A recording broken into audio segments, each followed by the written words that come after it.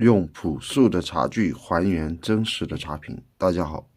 我是真茶君普。今天要为大家讲述的是一个茶友寄回来的一个茶品。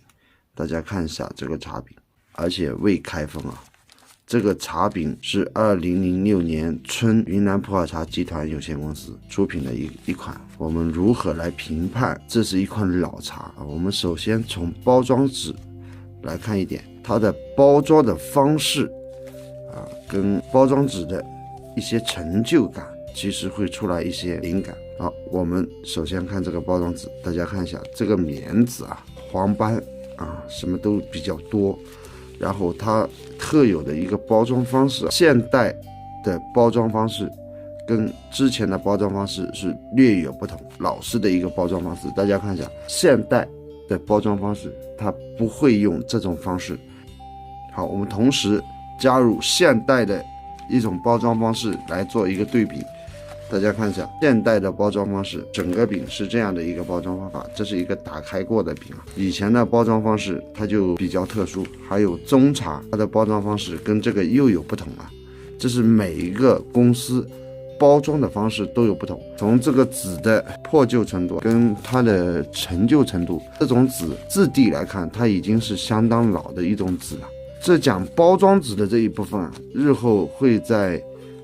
更多的视频当中，判别老茶的视频当中会讲到这一些。我们现在把这个饼打开来看一下它这个饼型好，我们把那个包装纸整个扯下来，我们先来看一下这个饼型，颜色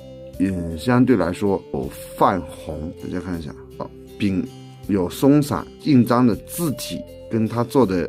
一些这个饼型和它的自然的一种饼型的脱落这个面饼大家看一下，当时的模具它是有一个圆弧形，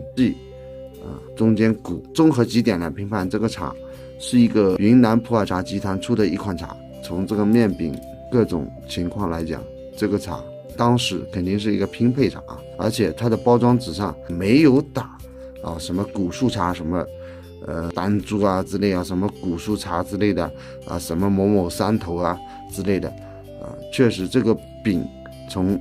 色泽和这个面饼的松紧程度和包装纸各种情况来判断，这个茶肯定是属实的2006年的一款茶，我们不用去做一个怀疑。普文根据以往教授大家的一种经验来看这个茶饼茶条和它的这些碎末来看这个茶有几种情况，一个拼配料，还有一个伪饼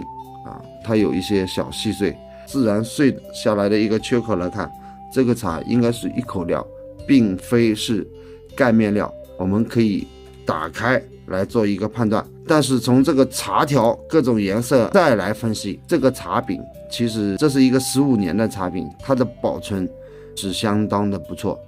我们曾经也给大家讲过怎么来从一个茶饼来看这个茶，通过几个方面，你看是一部分，那我们也可以来闻一下这个茶饼是否保存的好不好，只要一闻就知道，因为10几年了它有出来，但是这陈味这个茶在保存过程当中确实没有失常过。这个普文可以给大家下一个判断，也给这个茶友做一个交代，这个茶保存的非常好。如果市场上有那么多单独的零几年的那种古树茶存在，那是属于造假，尤其是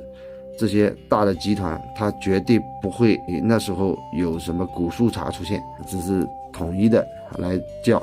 我们看包装纸普洱茶七字饼，或者用一个代号来称谓它，但不会用古树茶这几个字样。而且从这个面饼的茶条跟各种颜色来判断，这个茶还是比较当时候是比较不错的原料级别还是比较高的。大家看白毫清晰，这个虽然变成金毫了现在因为时间的沉淀黄片是比较少，大叶梗子也是比较少。综合来说，那时候的原料是相当的不错。这是一个伪饼，它确实是个伪饼并不是盖面但实际我们真正的要去判断它，我们要撬开这个茶瓶，然后再进行冲泡，再进行品鉴，然后再跟液体做一些分析。但是从茶品上来看，我们可以告诉这个茶友，这个茶必定是一个拼配茶比如说纯料茶因为那个年代也没有这个纯料茶的这个概念，只是在普洱茶07年08年在市场销售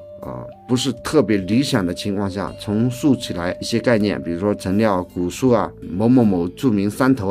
比如老班章、冰岛西归第五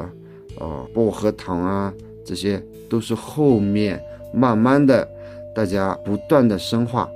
衍生出来的名山名寨，之前没有那么细分什么弯弓乙邦，以前都没有那么细分茶山它是存在的，但是没有被那么精炼的提炼出来，讲述给大家